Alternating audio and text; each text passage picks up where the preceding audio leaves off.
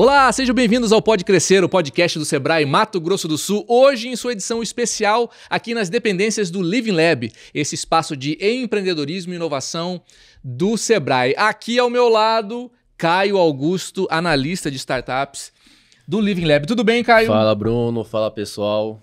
Olha só, edição especialíssima, comemorando 8 anos de aniversário do Living Lab. Que maravilha, hein?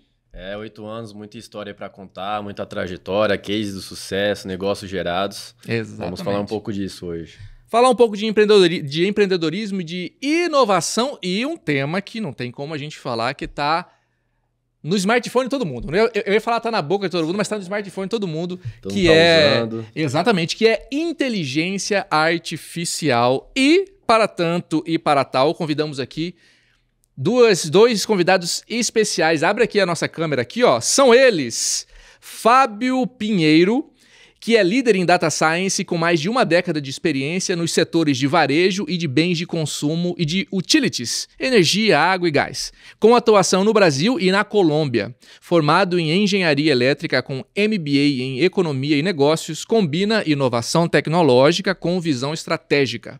Atualmente, coordena o desenvolvimento de soluções de IA no Grupo Boticário, liderando uma equipe multidisciplinar focada em IA generativa. Além disso, é facilitador de educação corporativa na Impacto Cognitivo, capacitando líderes em inteligência artificial. Fábio também atua como mentor voluntário de startups pela plataforma Oracle do Sebrae, guiando empresários na transformação digital para a captação de investimentos e identificação de oportunidades de negócios com o uso da IA. Tudo bem, Fábio? Seja muito bem-vindo. Ótimo. Muito obrigado pelo convite. Também temos aqui ao lado ele, Jean Iari, que é graduado em Ciência da Computação, pós-doutor em Desenvolvimento Regional e professor efetivo de computação do IFMS Campus Campo Grande. Ô, Caio, você anda sempre bem acompanhado assim, é isso mesmo? Muitas pessoas aí, né, que a gente trouxe hoje, ontem também para comentar um pouco mais dessa história do Living Lab e essas temáticas que são muito importantes também para o desenvolvimento de novos negócios aqui dentro. Então, se você é um apaixonado por inteligência artificial, não esqueça, siga a gente no Sebrae MS pelas redes sociais e o livinglab.ms também para não perder nenhuma publicação. E se você está vendo a gente pelos seus agregadores de podcast, não esqueça de adicionar o Pode Crescer à sua playlist para não perder essa conversa que a gente vai começar agora. Antes, o site do Living Lab, por favor. Sigam a gente nas redes sociais, no Instagram, livinglab.ms, site livinglabms.com.br. Lá a gente tem toda a nossa descrição, nosso formato de atendimento, você possa se inscrever nos nossos programas que a gente articula. Então tem todas as informações lá para você ficar atento. Um site super bem feito, assim, super intuitivo, bem gostosinho de achar as informações e de navegar dentro. Vocês visitem lá que vocês vão adorar. Ô, Caio, posso começar? Pode, vamos lá. Que eu acho que é a primeira pergunta para a gente iniciar nossa conversa aqui. Eu quero ouvir de vocês dois, porque assim, a gente fala inteligência artificial na TV, no seu celular, em todos os lugares. Mas o que é a bendita inteligência artificial? Vou começar com você, Fábio, por gentileza. Olha, todo mundo fala ali que a inteligência artificial ela imita a capacidade humana, né? Mas quando a gente fala aqui com empresários, né, negócios, para mim ela é uma ferramenta de aumentar a receita, colocar dinheiro no teu bolso, né? É sair do conceito e ir pro direto ao caixa, né? Então você tem que entender que você pode simular um comportamento humano. Imagine você ter o melhor dos profissionais de marketing, o melhor profissional da área de gestão de processos, até mesmo de TI, né? Porque tem programadores hoje, agentes de inteligência artificial que programam. Imagine tudo isso, né, fazendo parte de um time de especialistas de inteligência artificial dentro da tua empresa. Isso é uma ferramenta para trazer dinheiro dentro de casa, né? Para colocar dinheiro dentro do caixa. Para mim, eu acho que isso é o mais importante. O que é inteligência artificial? É a capacidade de transformar, a capacidade de imitar, é um conjunto, né, de sistemas, algoritmos que imitam a capacidade humana, mas coloca dinheiro dentro do caixa de um empresário. Para mim, isso é o que tem que ficar como mensagem, ainda mais nesse canal aqui do Sebrae, né? Para empresários. Gostei disso. Gustavo, prepara o corte aí, fecha aqui nessa aqui, ó. Jean, inteligência artificial, medo ou fascínio? Isso aí na realidade, hoje é muito mais fascínio, né? E é interessante que a gente ouve falar tanta coisa com relação à inteligência artificial, mas só para a gente entender, artificial, a gente fala inteligência está relacionada a aprendizado, cognição. E artificial por quê? Porque é algo feito pelo homem, né? Que você não encontra na natureza. E por que foi criada a inteligência artificial? Justamente para ajudar o ser humano nas suas tarefas, né? Se a gente for ver a história da tecnologia, né, a motivação sempre foi para facilitar a vida do homem e trazer benefícios, né, para a sociedade. E a inteligência artificial é apenas mais um agente, né, nesse contexto todo aí. Então, como que ela pode ajudar as pessoas e as empresas? Agilizando tarefas, né, facilitando tarefas, aumentando a produtividade, isso tudo vai gerar receitas, lucros, e também aumentando a competitividade, que é o mais importante, né? Quando a gente fala tanto de competitividade, tanto no mercado, tanto interno quanto externo, né, a IA é a ferramenta principal nesse momento para que você possa o quê? Trabalhar seus processos, trabalhar a sua linha de produção, trabalhar a logística da sua empresa, trabalhar a forma como você interage com seus clientes, a rapidez com que você atende, a qualidade com que você atende seu cliente e etc. E aí por aí vai. Mas é interessante a gente compreender que a IA ela é muito especialista hoje. Ainda hoje ela é muito especialista. Ou seja, ela vai, né, trabalhar muito em cima de tarefas repetitivas, trabalhos que exigem muito volume de dados, tratamento de dados. Então ela tem uma agilidade muito grande, uma resposta muito rápida com relação a isso. Então ela é muito especialista. Então em tarefas especialistas ela se sobressai. Muito bom. Vai lá, Caio. Legal. Bom, pessoal, acho que é um dos temas mais importantes que a gente teve aqui nessa série de podcast que a gente fez ontem e hoje. E para começar, assim, entrando nesse mundo dos negócios, das startups, que eu acho que é um modelo de negócio que a IA está bem mais envolvida, né? Que a gente tem bastante startups hoje, tanto no Mato Grosso do Sul quanto a nível nacional, que já utilizam a IA nos seus negócios. Eu participei também de um evento agora no Rio de Janeiro que a gente viu que, cara, 80% do evento das startups, dos negócios em exposição, utilizavam IA para algum tipo de... Sério? Já estava assim? Para algum tipo de processo dentro da startup, automatizando seus serviços. Então, para esses cases que a gente tem aqui no laboratório, ou no Mato Grosso do Sul, que às vezes não conhecem, não sabem como usar, não sabem como praticar, às vezes também não tem entendimento de quanto custa isso para ele dentro do negócio. De que forma ele consegue hoje buscar um conhecimento sobre ou buscar pessoas, fornecedores, prestadores de serviços que possam auxiliar ele dentro do negócio, né? Como que vocês veem esse mercado da IA hoje em dia para as startups? Diga lá, Fábio. Bom, é interessante esse número, né? 80%. Quando você olha ali, tem uma pesquisa da IBM, acho que tem 1 ano e meio, e ela apontava que 41% das empresas brasileiras utilizavam de alguma forma inteligência artificial, nem que seja para prever fraude, né? Spam, atendimento cliente, relacionada à cibersegurança, atendimento ao cliente básico, né? E a startup, ela tá 2 vezes mais rápido, né? Então, é interessante também a gente reconhecer esse benchmark que as startups têm em relação a grandes corporações aí, do regime geralmente bootstrap, né? Que tem uma certa dificuldade de fazer uma gestão da mudança usando IA, usando a inovação, né? As empresas precisam entender que a inovação, inteligência artificial não é só experimentação. Ela aumenta o valuation de uma companhia, né? Quando você aumenta o valuation, você agrega valor, né? Você aumenta o valor da empresa financeiro, ela é tangível, o valuation não é intangível. Inovação não é intangível, ela é tangível, é possível calcular isso por meio do valuation. E, bom, para usar a inteligência artificial hoje, basicamente a gente precisa ter um olhar muito orientado a negócio, a dores, né? Poxa, que processo hoje que eu tenho dentro do meu negócio que é um ponto, que é um indicador, um KPI crítico. E precisa montar um time ali, fazer um Lean Inception, né? Usando ali as técnicas de Lean Startup, né? Junto com o desenvolvimento ágil. Entender qual que é o maior impacto que eu tenho hoje no meu negócio, qual que é o menor esforço de investimento em tecnologia e o que eu posso mapear de oportunidades que envolvem a transformação digital dentro do meu negócio. Aí você faz um sequenciamento de projetos, né, com uma prova de conceito, que você vai implementar algo rápido, trazer valor rápido, e dali você vai conseguindo convencer a alta gestão de que aquilo traz impacto econômico. É a lei do menor esforço, maior impacto. É simples assim, né? Investir o mínimo possível com o maior impacto. E a IA ela é uma ferramenta, né, que te empodera nesse sentido, né? Sensacional. Jean, eu tenho uma pergunta para você. Se você quiser complementar, eu faço a pergunta e você complementa e responde, tá? Essa pergunta ela é um pouco capciosa, mas eu vou fazer porque eu acho que é interessante. As inteligências artificiais, de uma certa forma, elas vão deixar mais fácil o trabalho com esse consumo de dados muito grande e tal. Mas ela acaba fazendo um trabalho que vai ficando chato, porque já tem muita informação, então a gente não quer mais fazer isso e a inteligência resolve isso pra gente. Principalmente essas como o ChatGPT, que organizam informações. Veja bem, essa facilidade pode fazer com que a gente fique menos habilidoso em algumas coisas e isso reflita numa perda da qualidade humana mesmo? Olha só que loucura essa pergunta, hein? É fantástico. Só colaborando com o Fábio... Claro, por favor.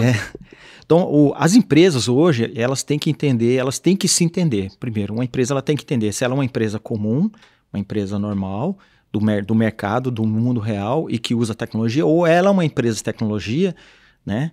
E que está focada em algum negócio.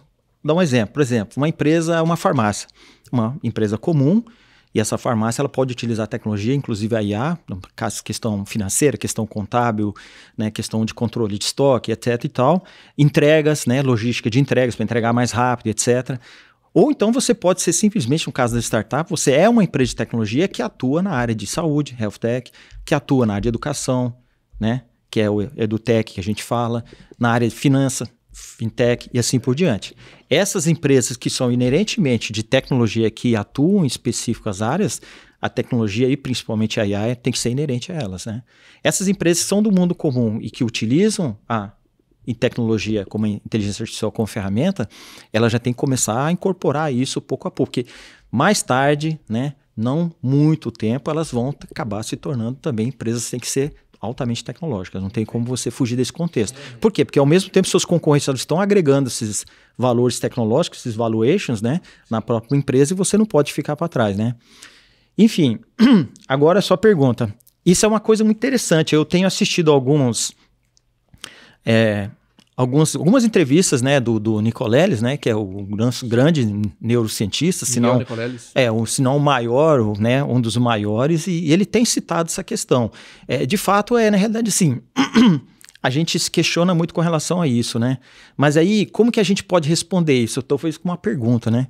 Quando criaram as máquinas a vapor, né, a indústria têxtil e os tecelões manuais, manufatura deixaram de existir, isso diminuiu a capacidade humana de tecelagem ou não? Essa é a pergunta que a gente tem que fazer, né? Quando a gente deixou de fabricar carro de forma de manufatura e a gente começou a trabalhar, né, a confecção de carros de uma indústria, né, que é de processos, né, de produção em cadeia, a gente deixou de ter melhores condições, melhores carros. Então, na realidade, assim, o que a gente tem, o que eu interpreto, né, o que a gente tem, a gente pode perder algumas habilidades, mas em contrapartida a gente vai adquirir outras habilidades, né? E eu cito muito um caso, por exemplo, se você fala assim, mas a tecnologia está tomando empregos no campo. Assim, tudo bem, mas ela está se transformando. Ela está gerando muitos empregos. Por exemplo, o fazendeiro comprou um trator e 5 pessoas perderam emprego. Provavelmente sim. Mas se você olhar o outro lado, então para aquele trator, só a parte computacional dele, quantos programadores você precisou para fazer a programação daquele trator automatizado? Quantos trabalhadores você precisou para confeccionar aquele GPS que se comunica com o satélite? Quantos trabalhadores você precisou contratar para jogar aquele satélite lá no espaço e sincronizar com todos, né? Quantas pessoas você precisou contratar para fazer estudo de como que funciona um satélite, como que funciona o GPS? Então, que nunca vai ser um impacto individual, né? Quando a gente fala assim, poxa, o trator tirou o trabalho de uma pessoa, mas o trator em si é um esforço coletivo de trabalho. Então, na realidade, a gente pode até perder algumas habilidades e, de fato, a gente, com o tempo, vai acabar perdendo algumas habilidades manuais, como a gente tem visto nas gerações atuais. A gente vê que as gerações atuais já não têm mais tanto interesse, tanto amor, né, por algumas né, situações que tinham, por exemplo, na nossa geração, que era na rua jogar bola, soltar a pipa, etc e tal, que são, né, é um outro tipo de cognição, e outro tipo de habilidade. Mas eles estão adquirindo outras habilidades. Então, eu não acredito que a espécie humana, o ser humano, esteja, digamos assim, como alguns falam por aí, perdendo habilidades, perdendo cognição. São, na realidade, o que acontece, que eu acredito, né, que são trocas de cognições, né? Então, duas gerações atrás, era uma outra cognição.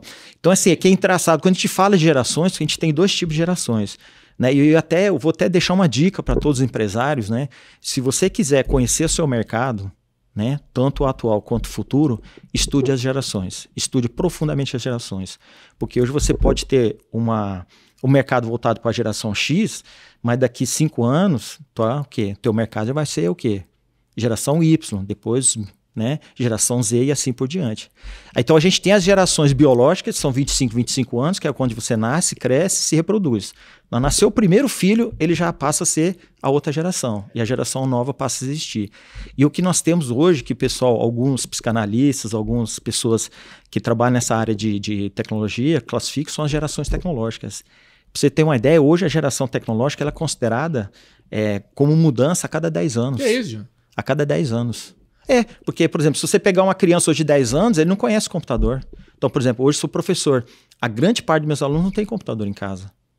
Porque a ferramenta dele é o smartphone. São gerações que já nasceram no quê? No mundo de smartphone. Gente, eu vi disquete, viu? Aqueles molinhos, aqueles 5,5, né? 5,5, sei lá. Jesus. Sim. De 10 em 10 anos, então se conta as gerações tecnológicas, sim. E com possibilidade de diminuir mais, porque isso, a com certeza. Não para, né? Conforme a inovação vai galopando, na realidade o que eu gosto de sempre falar, assim, pode ser até meio pessimista, mas eu falo assim, que toda tecnologia, quando ela nasce, toda inovação, quando ela ganha mercado, ela já nasce com certidão de nascimento e a certidão de óbito, né? Ela já tem um tempo.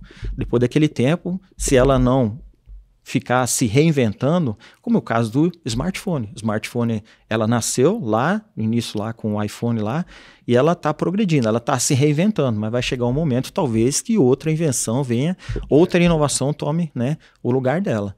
Né? Enfim, então assim, na realidade a gente vai perdendo algumas habilidades, mas em contrapartida a gente vai adquirindo outras habilidades, né?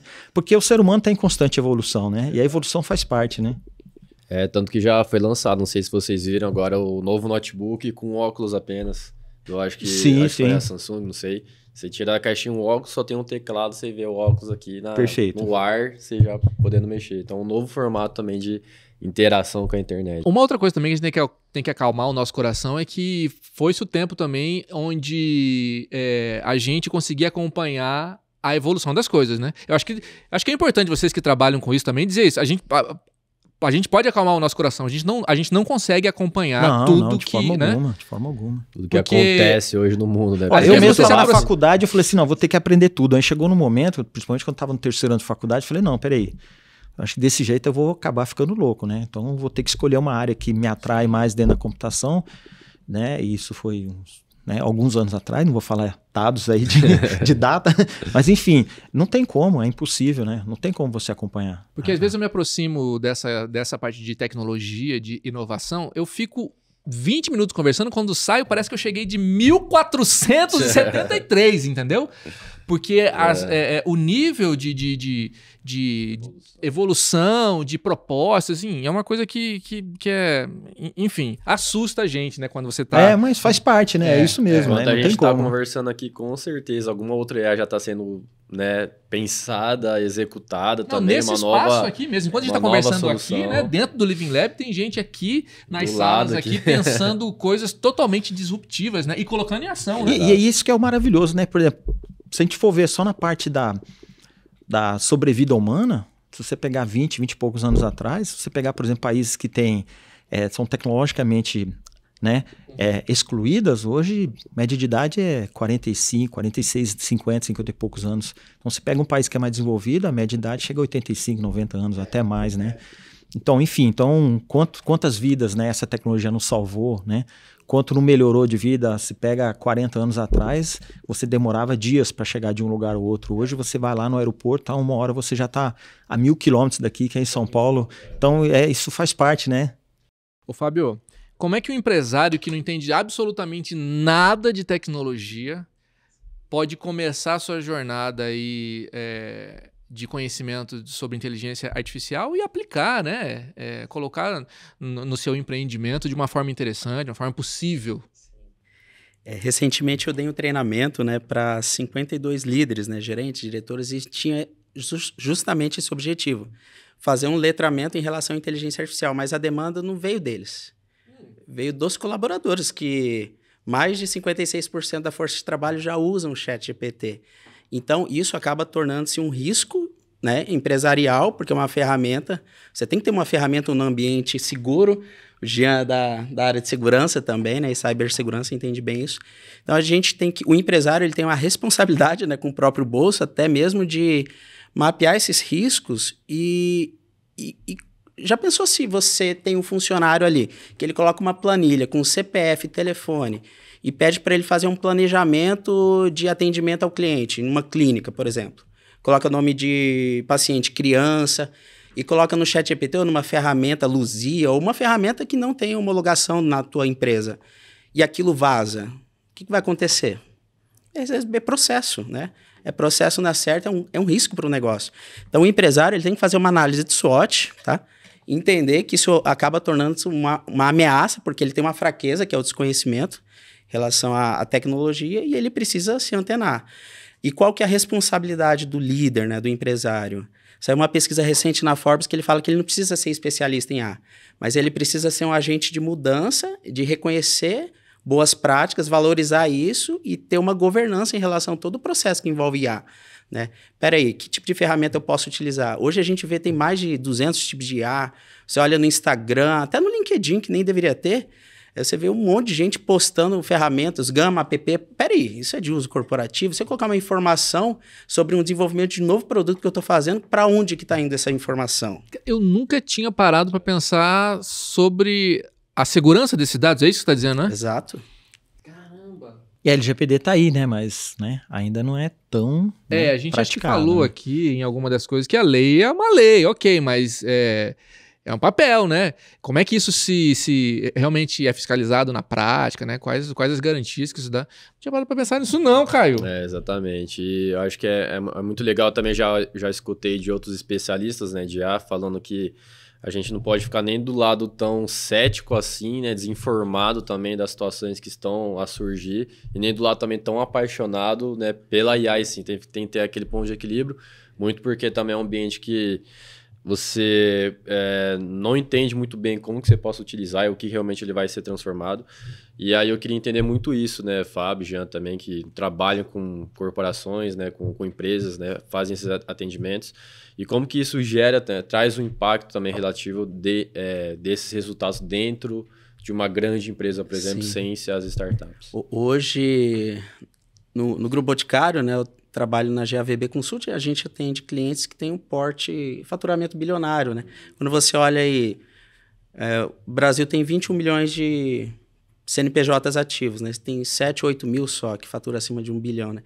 Essas empresas têm dinheiro para investir em pessoal qualificado, cientista de dados, engenheiro de dados, arquiteto de dados, e consegue fazer uma governança. Agora, o médio empresário, um pequeno empresário, um micro, que é mais difícil ainda, né? Como que ele vai receber algum fomento para investir isso? É desafiador. Mas a gente encontra alguns caminhos, né? A tecnologia, por exemplo, tem soluções de low code, que é de baixo código, você não precisa saber programar. Vou citar alguns nomes, vocês podem pesquisar aí, ó. Dica boa. Tem em torno aí de 7 empresas, incluindo Microsoft, Google, Accenture, ByteDance é dona do TikTok, tem AWS. 7 empresas ali que usam Flowise AI, que é uma ferramenta de low code para a construção de apps de IA generativa. E você soma o faturamento delas, dá mais de 1,5 trilhões. Então, não é uma startup que está brincando de low code, tá? Grandes empresas que usam isso para trazer musculatura para o teu negócio. E o empresário pequeno, ele pode usar isso, porque ele não precisa ter um time muito capacitado. Nesse treinamento, né? A gente ensinou ali 52 líderes, gerentes, diretores de RH, supply, processo da área jurídica, e cada um desenvolveu um agente de inteligência artificial, aprenderam o Vector Store Embedding, conceitos muito técnicos, mas quando você usa low code, arrastar setinha sem programar nada, é muito mais fácil entender conceito. Então, o papel do líder é entender, né, o conceito, mas ele não precisa ser um especialista. Ele tem que entender quais são os caminhos que podem ser viáveis tecnicamente e como formar um time para suportar ele, ou ele contrata uma consultoria para não ser enganado por uma consultoria, aí que tá. Ele fica mais consciente do investimento que ele está fazendo, ou até mais ousado, né? É igual você comentou, você não pode ter muito medo nem ser muito corajoso, né? Porque pode caminhar ali próximo ao precipício. Então, é a arte da guerra e a arte da prudência, né? Em jogo, né? E você precisa ter o quê? Ter luz sobre esse cenário para tomar boas decisões, né? Mas tem técnicas. É uma ferramenta low code, Flowise AI. Pesquisem. Inclusive, o Google tem a própria ferramenta dele, que é o Flutterflow, né? Então, você está disponível lá. Você pode baixar e criar apps ali tranquilamente. Arrasta. Sensacional. É uma solução. Flutterflow. Flutterflow. Flutter é uma plataforma, né? Um framework que eles têm de programação, né? Que vem contrapartida. Dá pra brincar hoje. Se eu quiser entrar lá, eu... Pode entrar lá e brincar. Claro, você vai aprender alguns conceitinhos aí, né? Mas basicamente eu fiz 6 meses de análise de sistema na Federal, hein? Bacana. Tive aula de algoritmo, sei umas coisinhas. Não, sei uns negocinhos.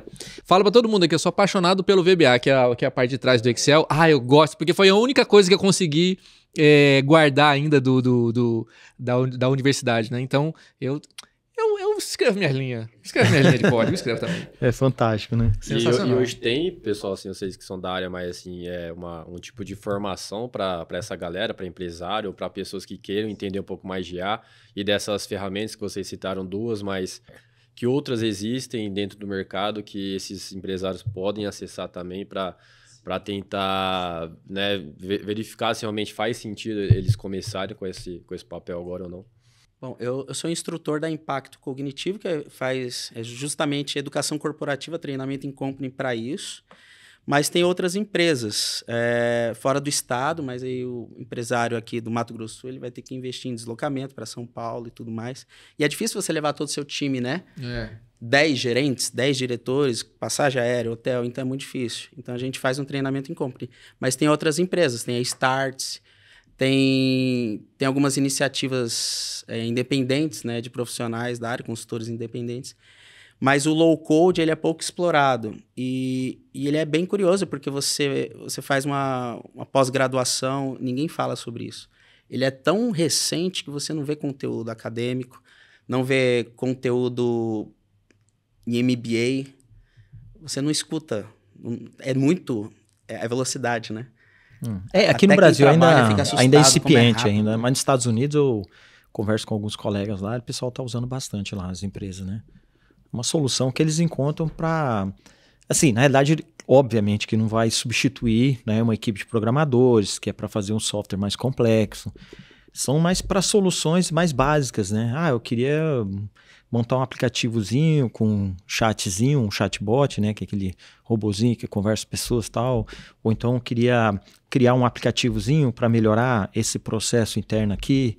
Então, é perfeito, né? Tem o no-code também, né? O low-code você precisa ter um pouco de conhecimento de programação, de lógica de programação. Né? E você tem aquele que é o no-code, você não precisa de conhecimento nenhum. Você vai arrastando, vai jogando ali, você vai criando a aplicação, é isso. Para quem quer iniciar, funciona bem, né? Funciona bem. Só que são para aplicações ainda assim, né? Que eles não têm assim, um horizonte muito largo, né? Assim, porque são ferramentas já engessadas, né? Claro que com o tempo elas vão evoluir também, né? Mas a princípio, para resolver pequenos problemas, né? Principalmente para pequenas empresas que têm essa dificuldade de contratar, né? De comprar, né, ferramentas, soluções tecnológicas, é perfeito, né? Alguns processos são bastante repetitivos, né? Sim. Quer dizer, se repetem em várias empresas, né? Que são esses processos mais simples, mais brutos, vamos dizer assim, né? Então, essas ferramentas acabam ajudando bastante, né? Ajudam bastante. Eu queria voltar num comentário que você fez sobre competitividade, e isso eu acho que é interessante ouvir dos dois, que é o seguinte... A inteligência artificial agregada à empresa traz competitividade. Mas em um certo momento, e talvez seja muito breve, porque essas coisas estão indo numa coisa exponencial, né? 1, 2, 4, 8, enfim. Quando todo mundo for competitivo, ninguém mais vai ser. Qual vai ser o diferencial nesse momento, quando a inteligência artificial se tornar, como é que a gente diz? Assunto, ponto pacífico para todo mundo. Todas as empresas têm. ainda é o humano que vai fazer a diferença? Então, aí é que está a discussão, né? Eu até tenho uma palestra que eu apresento para o pessoal. A IA é criativa mesmo, de fato? Tem que se discutir, né? A gente fala tanto da IA generativa que é criativa, eu acho que ela não é criativa, né? Mas enfim, depois a gente pode até discutir isso. Por quê? Porque na realidade quando a gente fala de inteligência, a gente está falando de cognição, de aprendizado, né? E qual que é o aprendizado de uma máquina? Aquele dataset, aquele banco de dados que você fornece para ele. Falou assim, ó, você pega esses dados e vai treinando em cima deles, depois você vai fazer o teste, você, dependendo do seu grau de precisão, está aprovado esse algoritmo, ele pode começar a trabalhar, pode começar a me dar previsões, etc e tal. Mas e aí? E o ser humano? O ser humano, hoje, né, existe até uma universidade inglesa fez um estudo que hoje a IA mais forte que existe, né, ela não tem a inteligência de um cachorro. Eita! Mas por quê? Porque na realidade a inteligência humana ela é baseada, né, nós temos 89 bilhões de células neurais, né, e até um tempo atrás acreditava-se que o neurônio morria e não se regenerava, mas né, essa ideia já está superada. Enfim, de onde vem a cognição humana? Nós temos 5 sentidos. E a todo instante, tudo que está acontecendo aqui, eu estou captando e estou armazenando em algum lugar. Fora isso, nós temos uma outra cognição, que aí é uma discussão que o Miguel Nicolales traz, eu até nesse ponto eu concordo com ele. Nós temos outras cognições, por exemplo, nós temos alma, nós temos espírito. A máquina vai ter alma, vai ter espírito. Né? Então isso é uma cognição que a máquina talvez não tenha. Né? Enfim, são discussões filosóficas de longo, né? Se vocês assistirem Blade Runner 1, a versão 1, vocês vão ver esse assunto bastante discutido lá, né? Que aí são androides que são implantadas, né, memórias, e aí no começo do filme já começa assim, né? Que o pessoal diz que é que é a máquina de Turing. Então, na realidade, que ele faz um teste lá, ele começa a perguntar da família dele, né? Pro androide, né? Pro replicante, né? No caso do filme, eles chamam de replicante. E aí o que acontece? Ele conta toda a história, só que o que acontece? Ele não viveu aquela história. Então as reações dele não são condizentes com quem. Isso é uma cognição que a gente tem, né? Entendi. Então até no slide que eu tenho, até um dia eu até mostrei pro pessoal, se você pedir para uma criança fazer 3 desenhos de uma casa, os 3 vão ser diferentes. Isso é uma criatividade. Mas se você colocar lá no ChatGPT, falou assim, ó, desenha uma casa para mim com chaminé, ele vai te fornecer o mesmo desenho.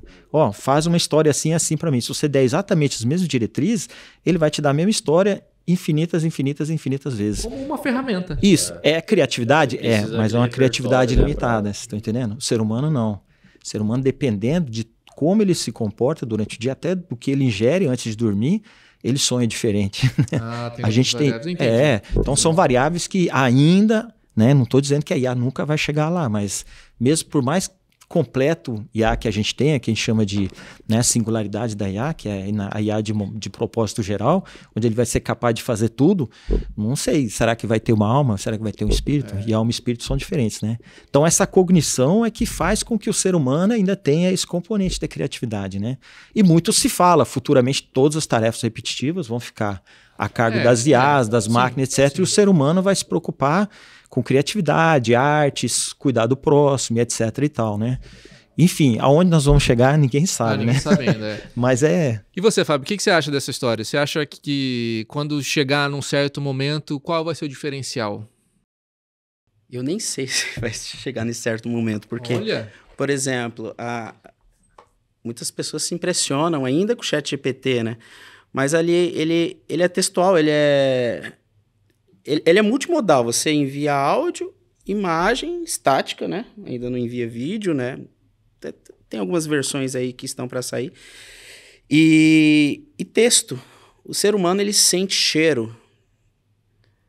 No dia que a gente tiver como representar o aroma, paladar, isso por meio da tecnologia, aí começa a ficar assustador, porque você vai ter mais variáveis para você alimentar uma IA. Entendi. Hoje, a gente é multissensorial, a gente percebe, né, expressões. A IA não tem essa capacidade, né? Acho que nem tem sensor para isso, né? Tanto sensor para poder captar tudo isso, né?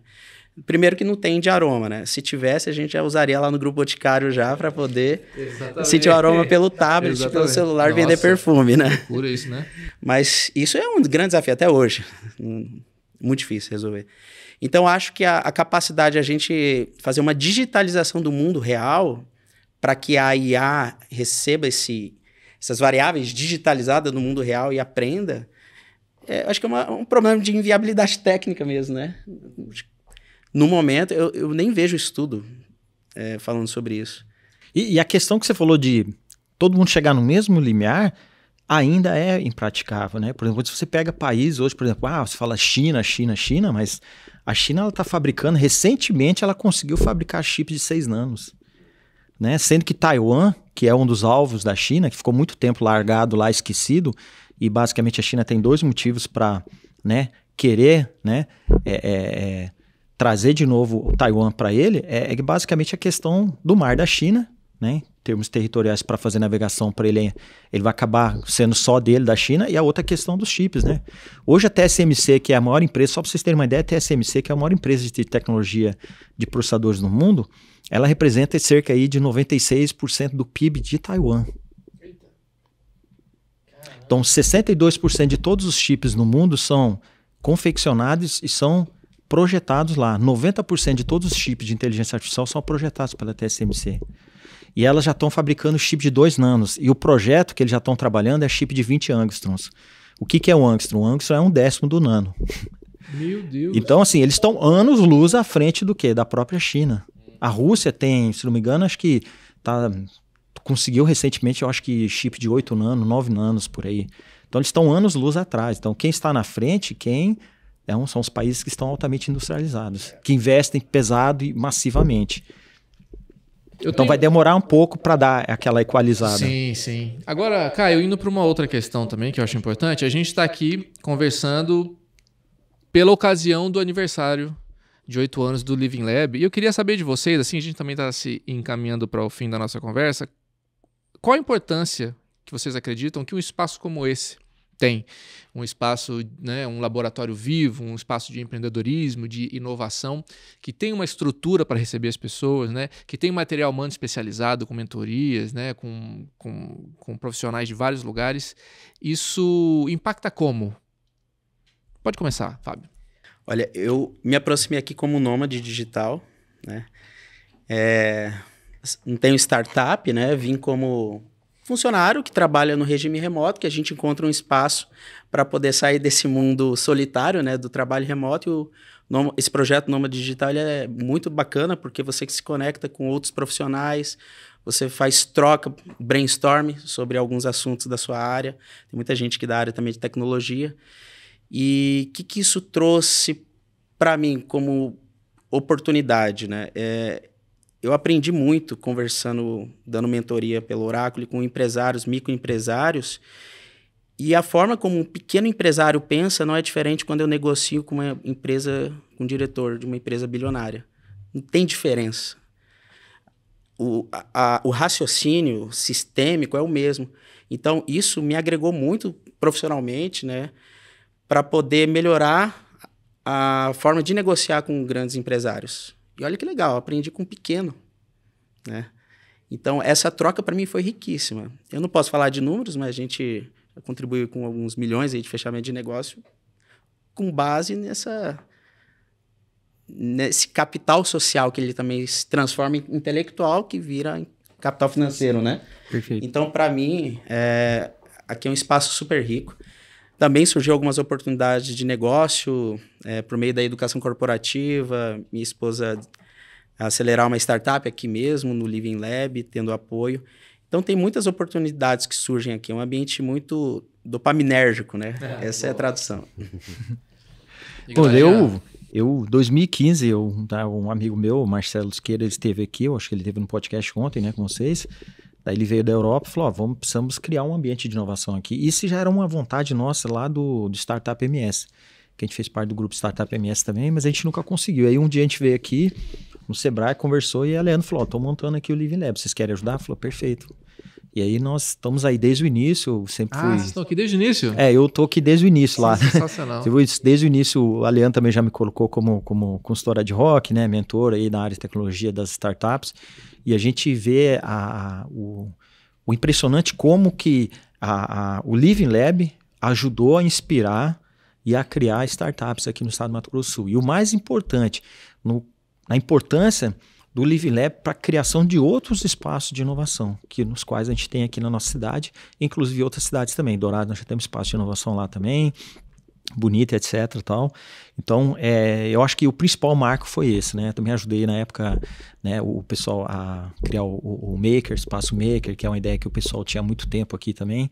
Então, assim, de parabéns, né, ao Sebrae, parabéns ao Cláudio, ao Tito, o Tito Sanqueiro, grande amigo, uma pessoa fantástica, de um conhecimento, de uma vivência fantástica. A Leandra, que tem sido uma parceira, né, de longa data. A equipe fantástica aqui do Living Lab, né, que sempre tem aí se doado, né, para apoiar todas as iniciativas. Nós fizemos aí, acho que inúmeros hackathons, inúmeros Startup Weekends aqui e outros eventos, né? Recentemente nós fizemos aí, chegou até a lotar aqui o workshop de inteligência artificial, até o Fábio foi palestrante. Então a gente percebe a importância do Living Lab, né, para o ecossistema de inovação aqui do estado de Mato Grosso do Sul.